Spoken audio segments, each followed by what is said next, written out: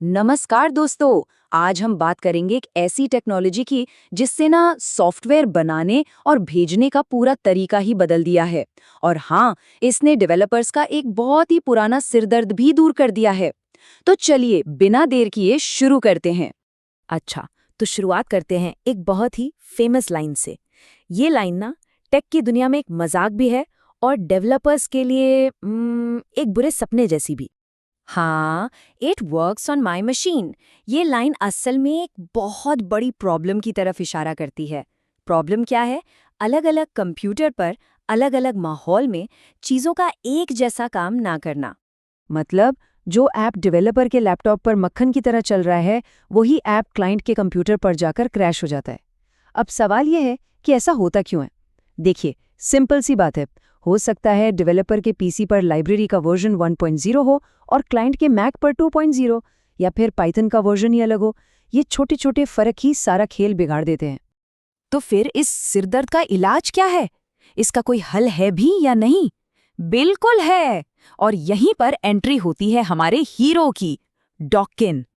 Docker करता क्या है? वो आपके ऐप को और ऐप को चलाने के लिए जो कुछ भी चाहिए, मतलब सारी लाइब्रेरीज, सारे टूल्स, सब कुछ, उसको एक साथ एक डब्बे में पैक कर देता है।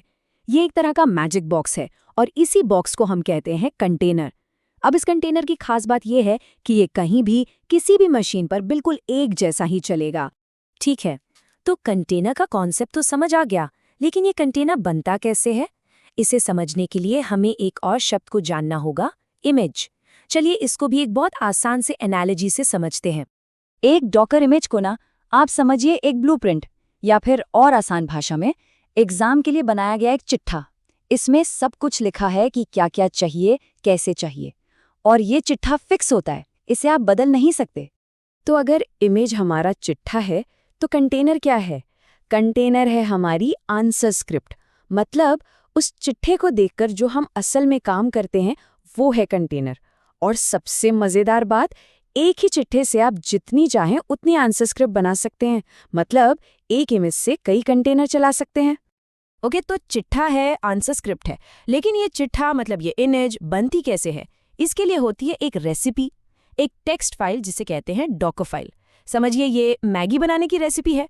पानी डालो, मसाला डालो, नूडल्स डालो, बस वैसे ही। तो पूरा खेल बस 3 स्टेप्स का है। इस मंत्र को याद रख लीजिए। सबसे पहले होती है डॉकर फाइल यानी रेसिपी। रेसिपी से हम बनाते हैं इमेज यानी हमारा चिट्ठा, और फिर चिट्ठे को चलाकर हम बनाते हैं कंटेनर यानी हमारी आंसर स्क्रिप्ट। बस इतना ही है डॉकर का कोर कॉन्सेप्ट। अब यहाँ पर कई लोगों के दिमाग में एक सवाल आएगा, अरे ये तो बिल्कुल वर्चुअल मशीन यानी वीएम जैसा लग रहा है। और ये सवाल बिल्कुल जायज़ है, पर असल में ये वीएम से बहुत अलग है। चलिए देखते हैं कैसे। हाँ, तो सवाल यही है कि क्या कंटेनर बस हल्के फुल्के वीएम्स हैं? इसका जवाब है नहीं। और जब आप इसका जवाब समझेंगे ना, तभी पता चलेगा कि डॉकर इतना पावरफुल क्यों है। तो देखिए, सबसे बड़ा फर्क क्या है। वर्चुअल मशीन में ना हर वीएम के अंदर एक पूरा का पूरा नया ऑपरेटिंग सिस्टम डालना पड़ता है। मतलब अगर आपके पास विंडोज़ लैपटॉप है और आप 2 वीएम चला रहे हैं, तो आपके लैपटॉप में 3-3 ओएस चल रहे होंगे। जाहिर है ये बहुत भारी होगा और स्लो भी। लेकिन डॉकर डॉकर ये नहीं करता। वो आपके लैपटॉप के ही ऑपरेटिंग सिस्टम को शेयर कर लेता है, कोई एक्स्ट्रा ओएस नहीं। इसी वजह से कंटेनर्स इतने ज्यादा हल्के और बिजली की रफ्तार से चलने वाले होते हैं। इसे ऐसे समझिए, मान लीजिए आपके पास एक 8 जीबी रैम वाली मशीन है। इस पर आप मुश्किल से एक या शायद 2 वर्चुअल मशीन चला पाएंगे। लेकिन कंटेनर्स आप दर्जनों चला सकते हैं बिना किसी दिक्कत के। यही है एफिशिएंसी का असली मतलब। ठीक है, तो अब हमें ये तो पता चल गया कि डॉकर क्या करता है और क्यों फायदेमंद है। पर सवाल ये है कि पर्दे के पीछे ये सब होता कैसे है। चलिए थोड़ा सा इसके आर्किटेक्चर पर भी नजर डालते हैं।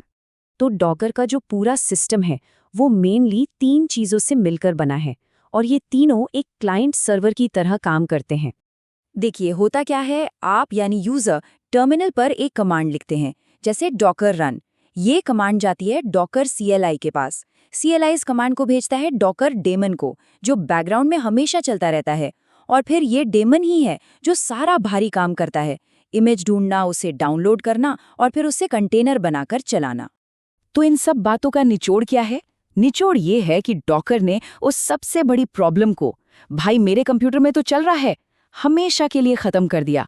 अब इस बात की गारंटी है कि अगर कोई चीज कंटेनर में चल रही है तो वो कहीं भी किसी भी मशीन पर बिल्कुल वैसे ही चलेगी। एक ऐप को एक कंटेनर में बंद कर देना, ये वाकई में कमाल की चीज है। पर जरा सोचिए, क्या होगा जब हमारा एप्लीकेशन इतना बड़ा हो जाए कि उसे एक नहीं बल्कि 10, 20 या 100 कंटेनरों की जरूरत पड़े जो आपस में बात भी करें? बस यही सवाल हमें टेक्नोलॉजी की एक और भी बड़ी और रोमांचक दुनिया की तरफ ले जाता है।